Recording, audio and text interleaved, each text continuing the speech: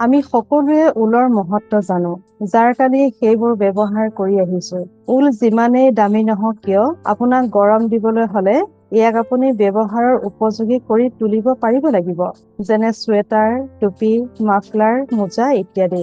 কিন্তু যেতিয়ালৈকে আপুনি তৈয়াৰ কৰি নলয়, ই মূল্যহীন। এনেকৈ এই পৃথিৱীত বহুতো প্ৰাকৃতিক দ্ৰব্য যাৰ মূল্য আমি নাজানো। আমি নাজানো। যেতিয়ালৈকে এই দ্ৰব্য কোনো সেই বিষয়ে জনা ব্যক্তি বা সেই দ্ৰব্যৰ ওপৰত পাৰদৰ্শিতা থকা ব্যক্তিৰ হাতত নপৰে, আমি তাৰ মূল্য গম নাপাওঁ। যিয়েই নহওক লাগে, সেয়া ব্যঞ্জন হ'ব পাৰে, শ্ৰৱণৰ কিবা বস্তু হ'ব পাৰে, বস্ত্ৰ হ'ব পাৰে, অন্যান্য দৰৱ আদি হ'ব পাৰে ইত্যাদি। মানুহ এই জগতৰ প্ৰাণী। আমি বহু কথাই শিকাৰ আৱশ্যক হয়, শুদ্ধ পথত খোজ দিব লগা হয়। সৰুতে মা দেউতাই আমাক শিক্ষা দীক্ষাৰে আগবঢ়াই আমাৰ জীৱনটো ভাল উত্তম কৰিবৰ বাবে যত্ন লয়। আমিও লাহে লাহেকৈ সংসাৰৰ জ্ঞান আৰু ঘাত প্ৰতিঘাত পাই নিজকে নিজে সম্পূৰ্ণৰূপে বুজিবলৈ চেষ্টা কৰোঁ। তথাপিও আমি অকলে থাকি সুখী নহওঁ। কৰবাত নহয় কৰবাত অকলশৰীয়া অনুভৱ কৰোঁ।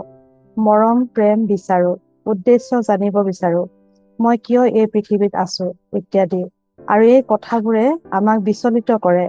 সেইকাৰণে ঈশ্বৰে আমাক পৰিয়াল, সম্বন্ধ, সমাজ এই সকলো দিছে, যাৰ দ্বাৰাই সেই ঊলৰ নিচিনাকৈ গঠা হৈ এক প্ৰেমৰ সমাজ গঢ়ি তুলিব পাৰো। শাস্ত্ৰত কৈছে, শেষতে সেই ভাইবিলাক, তোমালোকে আনন্দ কৰা, সিদ্ধ হোৱা, সান্তনাযুক্ত হোৱা, একে মনৰ লোক হোৱা, মিলেৰে থাকা, তাতে প্ৰেম আৰু শান্তিৰ আকৰ ঈশ্বৰ তোমালোকৰ লগত থাকিব।